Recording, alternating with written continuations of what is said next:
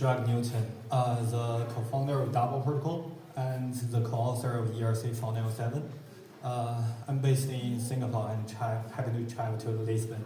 It's a really amazing city. First time in Lisbon and really love here. And today I'd like to introduce you about the standard ERC 407. Why do we build it? Okay. Yeah, it works. Why do we build it? What's behind it? Yeah, at the beginning, why do we have such logics? And what's on top of that? Okay, so firstly, please give me some time to introduce my team. There are 3 key points here. The first one is ERC 407. Currently, we have more than 1,500 NFT contracts already deployed on the mainnet, including Ethereum, Polygon, BNB chain. I can see almost all the EVM chains are already there. Secondly, we have 100 plus partners, official partners, all the leading games, metaverse, and some PFP projects and some membership cards. Yeah, and the chains. So you can see our partners here. The majority is games and metaverse. Our first partner is Decentraland. And all the developer tools like ThirdWeb released their one-click release function with us. And yeah. So firstly, we have this question: why do people want to rent NFTs? Maybe we didn't think it. Why? Firstly, it's too expensive. Like maybe we didn't hear rental before, but definitely we know guild. We know the scholarship program on ERC. So many people from Philippines, they use a scholarship program to play the game. They don't have enough money to buy the NFT item, so they have to rent it. It's too expensive for them. And secondly, non-phone sale. You know, there are some specific NFTs like the Gen Zero. Yeah, you have enough money, they don't sell.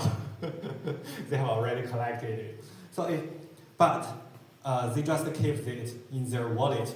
If you want to use it, must buy rental. Thirdly, temporary usage. I will give an example later. It's Splinterlands. It's a card game, TCG game. So when you play such TCG game, every round you need 10 plus cards. And for different competitors, you need different cards. So only for one round, would you like to buy a card or a bunch of cards? No, definitely not. Why do we do it? And you need to pay the tax. Why not just rent it for this round? That's why Splinterlands achieved a lot. Yeah, here are the examples. The yellow part is about rental and the blue part is about trading. We can see the difference between them. Rental transactions are 23 times more than trading transactions. And as for the active wallets, similar, 12 times. Okay, and first, leverage. If I have 100 Ether, maybe I can only buy 10 NFTs to play the game.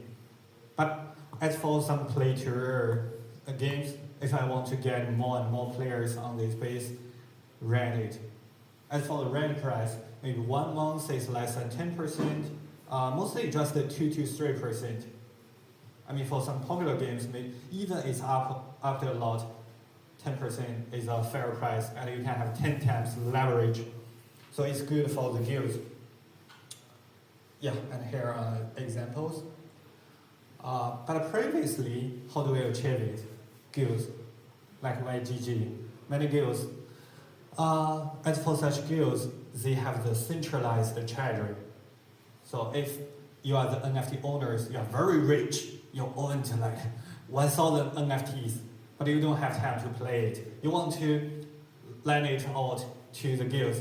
How can you do it? You must transfer your NFT to the guild's treasury, to their wallet. It means you lose all your control on your NFTs. You can't do anything with that. You must trust the guilds. Come on, it's not crypto, it's not decentralized way. You must trust a third party. And as for the third party, they can hire some scholars to play with these items. But when I talked to many scholars in Philippines, I realized even the guilds take 70% or even higher, they still want to cooperate with these guilds. Why? First thing, that's the only way to make money for them. Secondly, if the guilds take 70%, it means has a good reputation, so they can trust it. They have done something during the GameFi summer. They just the guilds just take like 30%, and the scholars just play with them. 2 weeks later, oh, they didn't receive anything. They can't talk to the guilds anymore. It's a really pity. That's a centralized way. So even 70%, they have to accept it. They must do it. That's a previous structure. Yeah. So I think as for builders, we must change it. We must make some difference here. Okay. And as for rental, how do we make difference? We can say they must do it because everything is based on the owner rights, is based on the ownership. But as for rental, we just need to separate the usage rights from the owner rights, and trading the usage rights is rental. So the first question here for us is how to separate the usage rights from the owner rights. I have listed many ways. That is the first way, and the first player in this space is called ReNFT. They used it this way, and they made metadata extension. As you can see in this graph, they didn't change anything about the original NFT, and they built another smart contracts on chain. Actually, mostly it's the rental smart contract. It's like rental smart contract is like trading smart contract. It's like OpenSea smart contract. So they have many orders there one by one, and some are already expired and some are active. You need to tell the difference there. You need to trust this third party smart contract and to get the right information from there to see it, which is the current valid user. Okay, that's a metadata extension. And another way, which may be popular recently, is called the smart wallet. Yeah, so who used the NoCSafe wallet before? The multi-sig wallet? Okay, got it.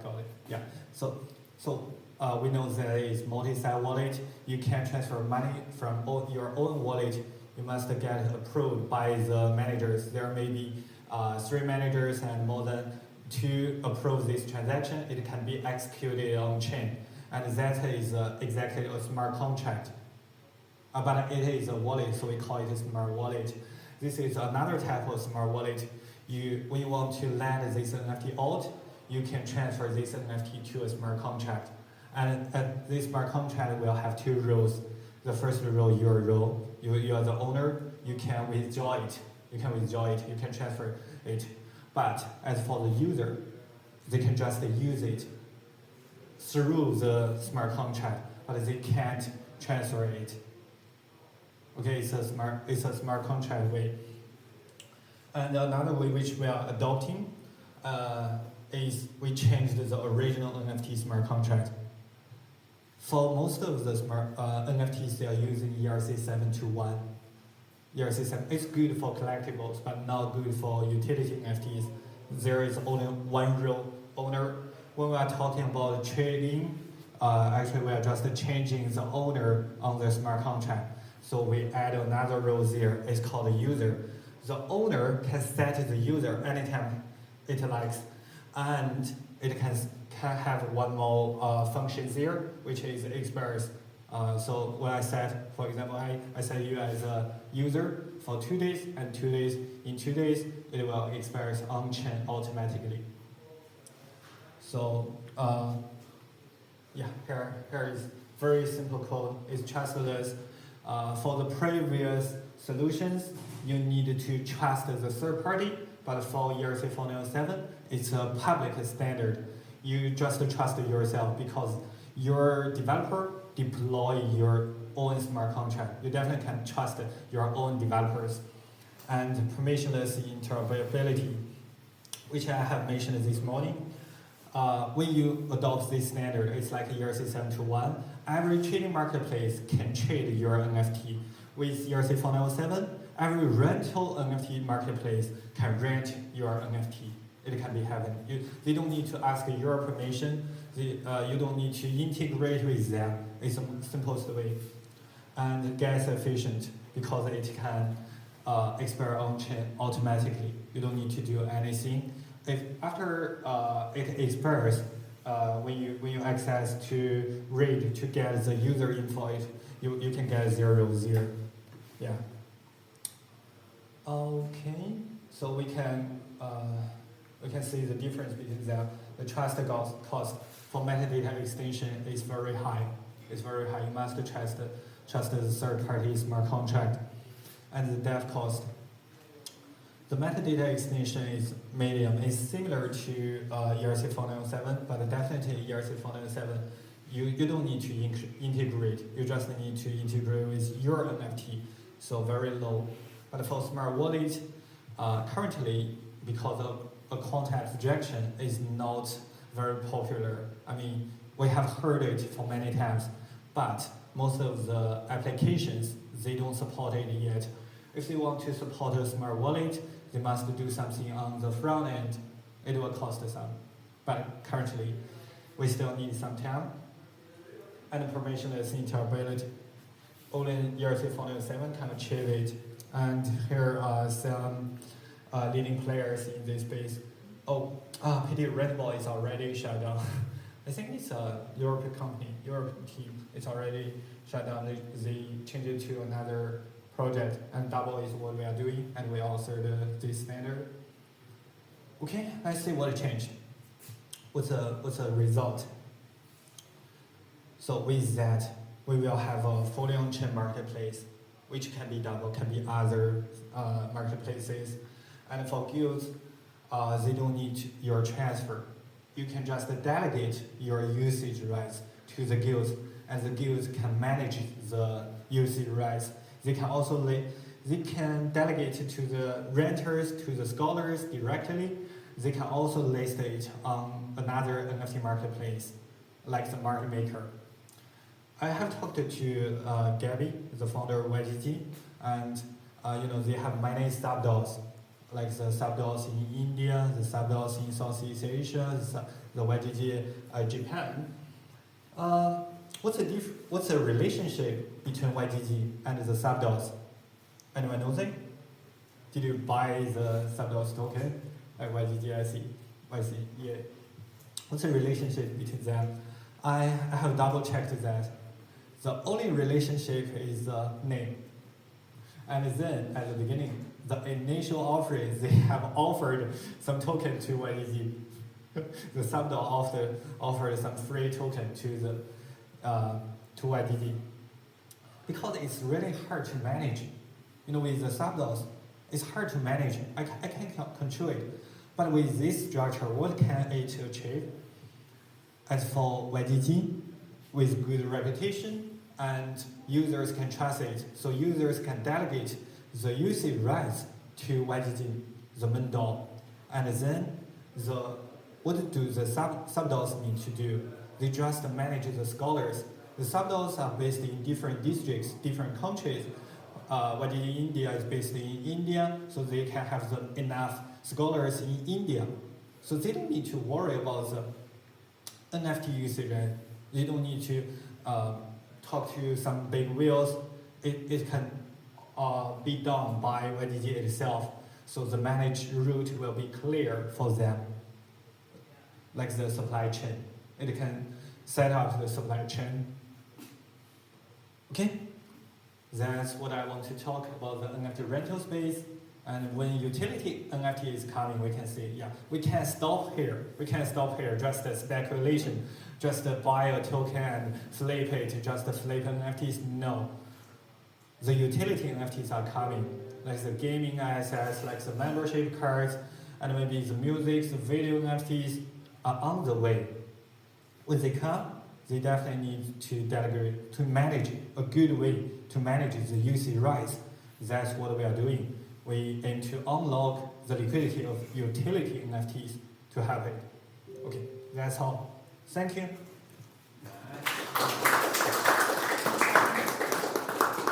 Does someone have any question for Shrug about NFTs? When you mention marketplace, I imagine Amazon or something like that, or it's just that I need to program the interaction with your smart contracts. The question is, do you have a web page where I can see the listing NFTs, or is all that I need to program directly with the interaction to the smart contracts? You don't need to do anything. You just need to use this standard.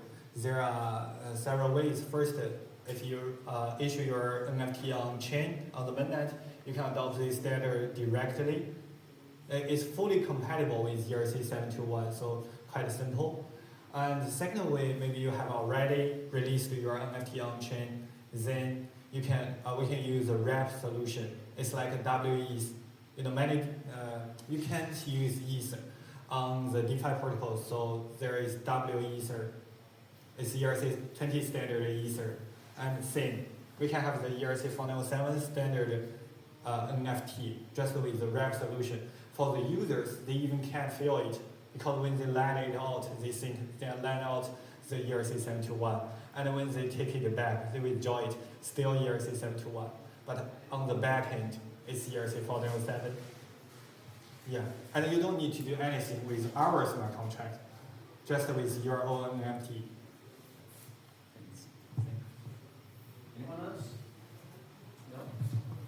Thank you, Shrug. Nice presentation.